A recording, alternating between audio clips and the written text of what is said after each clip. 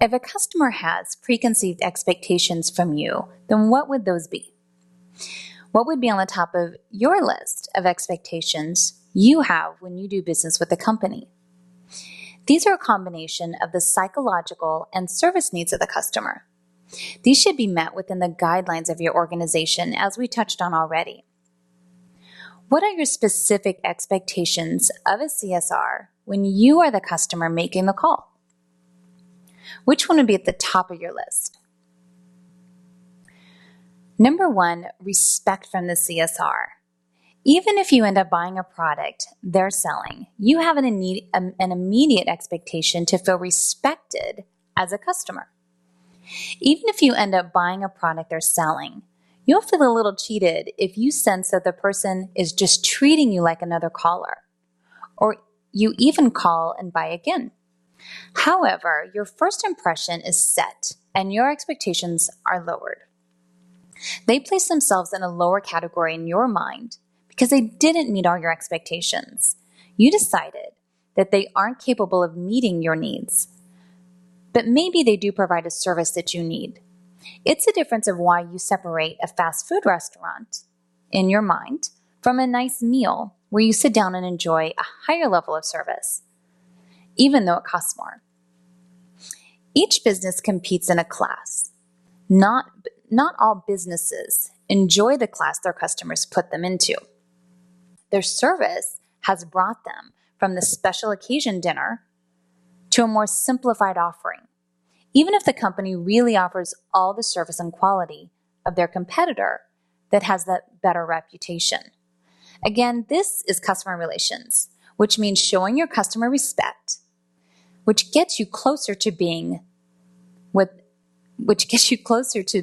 that business where they want to learn about all that you have to offer and are more willing to be a great customer for you. They also want responsiveness, which acknowledges their value as a customer, their time, and perhaps their monetary investment.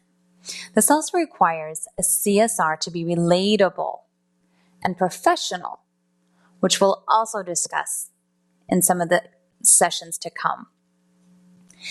They also want you to be competent to resolve their request satisfactorily. They want you to have ready access to information and not you to transfer them or escalate to a supervisor. I'm wondering if that one made anyone's list. And how about this next one? They want you to take pride in doing good work. These are not things that are often spoke about, but most of these are on the minds of the majority of your callers, especially on the first call. These points address your callers' unspoken expectations. These are some of their psychological needs. This is how customers evaluate you, and customers are more aware of their needs on the first impression. These are all important, and it's not natural for everyone to recognize these needs and be concerned about them, nor is it easy to always accurately rate them based on your own performance, except for the tone of your customer and the rating of your call that your customer may give you after you've hung up. These are all called soft skills or interpersonal skills. So stay tuned for further details on those. Let's talk a little bit about customer feedback. Do you route callers to a survey when you're finished with the call? The customer is rating every interaction they have with you, whether they are given the opportunity to record that or not. Are you rating yourself? This is not easy to do, especially when you want to give yourself some extra room because you're feeling tired or incapable of solving an issue. Each call is an opportunity for you to see what you need to work on.